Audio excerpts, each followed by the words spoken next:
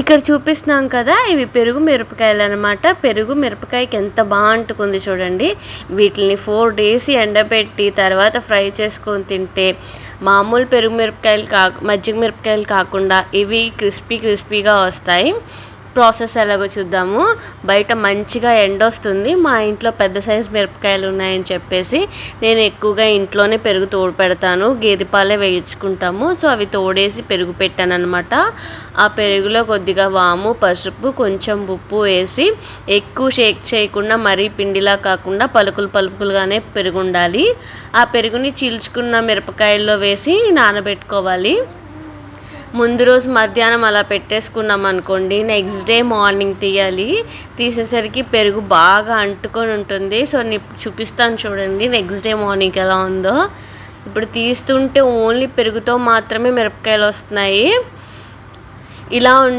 ఇలాగే తీసి డైరెక్ట్గా మనం ఎండపెట్టామనుకోండి, అందులో ఉన్న ఫ్యాట్ అంతా మిరపకాయలోకి వెళ్ళిపోయి మనకి కారం ఉండదు అనమాట. ఎలాగైతే నెయ్యి వెన్న వేసుకున్నప్పుడు మనకి ఘాటు తెలీదు, అలాగే మిరపకాయలకి ఫ్యాట్ అంతా పీల్చుకున్నప్పుడు మనకు అంత కారం ఉండదు. కారం 50% పోతుంది. ఇంకా పెరుగులో ఉండేటువంటి పిండి పదార్థం ఏదైతే ఉంటుందో అది ఎండిపోయి మిరపకాయకి అతుక్కుపోతుంది అనమాట. సో నేను ఇలా తీయగానే 2 ప్లేట్లు నిండుగా వచ్చినాయి. ఇవన్నీ తీసేసి నేను ఎండపెట్టేస్తాను. ఎప్పుడు స్టీల్ ప్లేట్లోనే ఎండపెట్టాలి. స్టీల్ ప్లేట్లో ఎండపెడితే ఏమవుతుందంటే స్టీల్ ప్లేట్ కూడా త్వరగా హీట్ని పీల్చుకొని మిరపకాయలు వాటికవే బాగా ఎండిపోయేలా చేస్తాయి. ప్లాస్టిక్ వాటిలో మనం ఎండపెట్టచ్చు, కాకపోతే ఆ ప్లాస్టిక్ కూడా ఎండ కరిగి ఎంతో కొంత మన మిరపకాయల్లోకి వెళ్తుంది. అది మంచిది కాదు.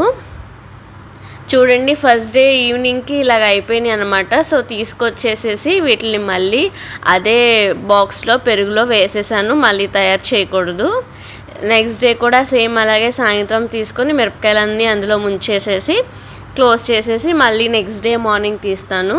మార్నింగ్ తీసేటప్పుడు చూడండి ఆల్రెడీ నిన్న కొద్దిగా పెరుగు అంటుకుపోయి ఉంది కదా, మళ్ళీ ఈరోజు కూడా ఇంకొంచెం పెరుగు అంటుకుపోయి ఉంటుంది అనమాట. సో దాన్ని డైరెక్ట్గా తీసేసి ఇలా ఎండపెడితే పెరుగు మొత్తం మిరపకాయ చుట్టూ పెరిగే ఉంటుంది. అక్కడక్కడ ఆ పిండి పదార్థం ఏదైతే ఉంటుందో అది డ్రై అయిపోతుంది. సో మనం కాల్చుకున్న తర్వాత ఈ మిరపకాయలు క్రిస్పీగా అవుతాయి. అలాగే అంత ఘాటుగా కూడా ఉండవు. చిన్నపిల్లలు కూడా తినచ్చు. పప్పుచారులో, చద్దన్నంలో, పులుసుల్లో అన్నిటిల్లో బాగుంటుంది. నచ్చితే లైక్ చేయండి.